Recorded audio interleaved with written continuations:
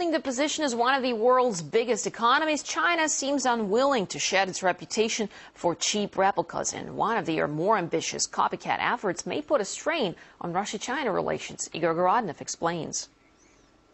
This is the Russian Sukhoi Su-27, and this is the Chinese J-11B. Can you spot the difference? This Chinese plane is simply a Russian design, stuffed with local electronics. It's a knockoff. And it's threatening to cause serious turbulence between neighbors.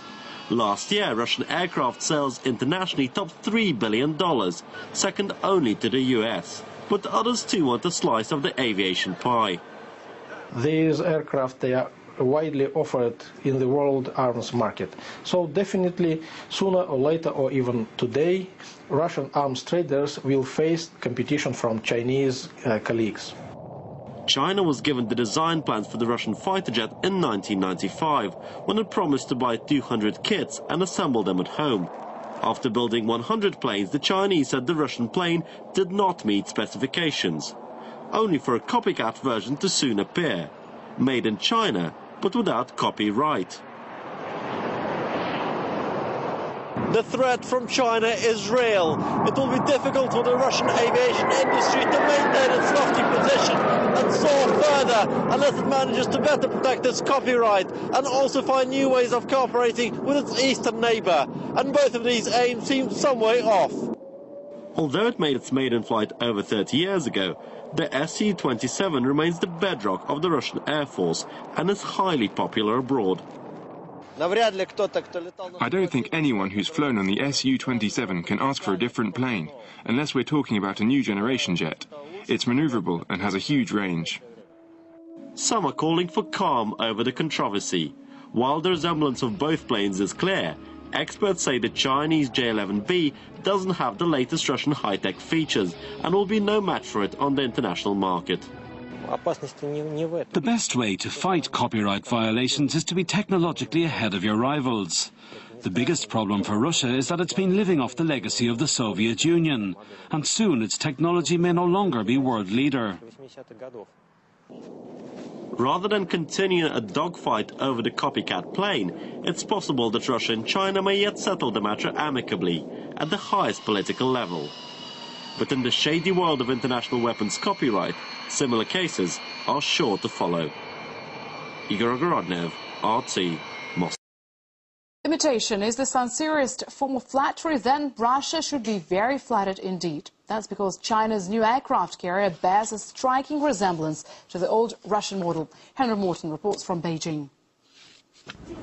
It may be more common to accuse China of pirating clothes and DVDs, but now it seems the Chinese are increasingly turning their hand to copying military hardware as well. Analysts now believe Beijing is close to starting work on its own made-in-China aircraft carrier, using the Variag, a sister ship of the Russian vessel the Admiral Kuznetsov, as a blueprint. However, experts say the Chinese will still find it extremely difficult to build an aircraft carrier of their own. It is impossible to copy such a complex construction. One could copy the way it appears from the outside, but you need real knowledge to actually get it to work. It would be very difficult to make an identical aircraft carrier. So I don't think this is a case of copying.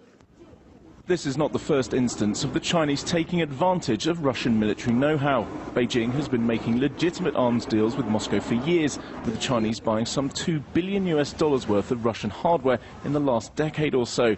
But even these have been hit by scandal, with China last year being accused of copying the Russian Su-27 jet fighter. Despite these accusations of hardware piracy in the past, Chinese analysts believe that there will be no need to copy Russian designs in this instance. Media hype said China is copying a Russian aircraft carrier. I have to say again, we need to gain experience from others in military technology, but we never copy any specific thing from any country. I have seen the Variag, and it is actually only used as a tourist attraction. Its technology is old-fashioned, and it's not advanced enough for our modern navy. Despite claims that they don't need the help of Russian technology to build their aircraft carrier, the Chinese do look like they are taking advantage of their purchase of the Variag, with reports saying that they have already built a full-scale model of the ship deck near the city of Wuhan in the center of the country. So while China continues to rely on Russian military know-how to get its aircraft carrier designs off the drawing board, it's unclear how much use the Chinese will actually be able to make of the Variag and whether there is the political will in Beijing to actually go through with such a costly project. Henry Morton, RT, Beijing.